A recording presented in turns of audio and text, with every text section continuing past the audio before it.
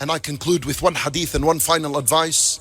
Nabi sallallahu alayhi wasallam, he taught us that in our adhkar al-sabah wal-masa, we're supposed to say, La ilaha illallah wahdahu la sharika lah, lahul mulku wa lahul hamdu wa huwa ala kulli shay'in qadir, 100 times. 100 times. This 100 times could be divided during the day and the night. They don't have to be consecutive. You can say 50 in the day and 50 in the afternoon. But in one day you say it 100 times. And what's the result? Nabi sallallahu alayhi wa sallam, he says, number one, kana, it is equal in reward to as though you have freed 10 slaves from the children of Ismail. Yani, the slaves from the children of Ismail are the Arab slaves.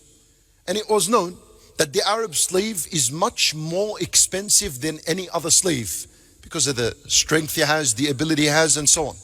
The obedience he has to his master, the loyalty he has to his master. So he was more.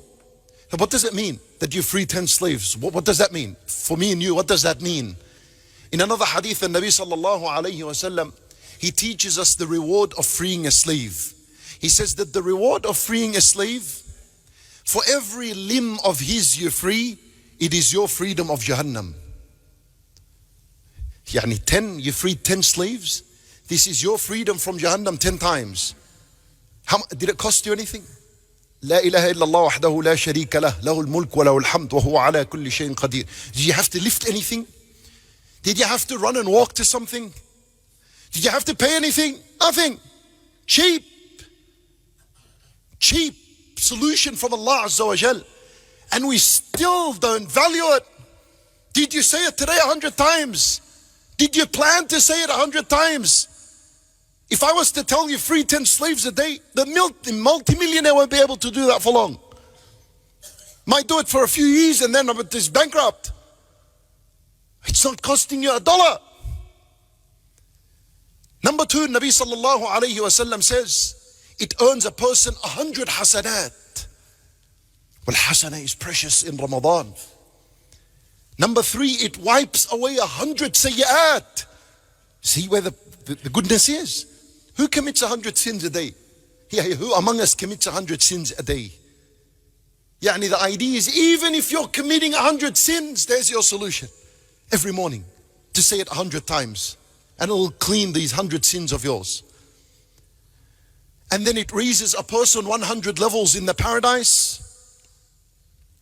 And then you are the best of mankind on the day of judgment, except someone who has said it more than you. He deserves to be in number one position. With Salaf rahimahumullah, that when we speak about do you think they said it 100 times? As-Salaf rahimahumullah, minimum 1,000, 2,000, 10,000 times a day. That's minimum of dhikrullah. And I'm giving you a reality. If you read the book, Siyar A'lam al-Nubala, a huge book, it speaks about the biography of the Salaf, of a Sahaba, of a Tabi'een. When you read in their biography, you find, وَكَانَ يَذْكُرُ اللَّهَ how many times?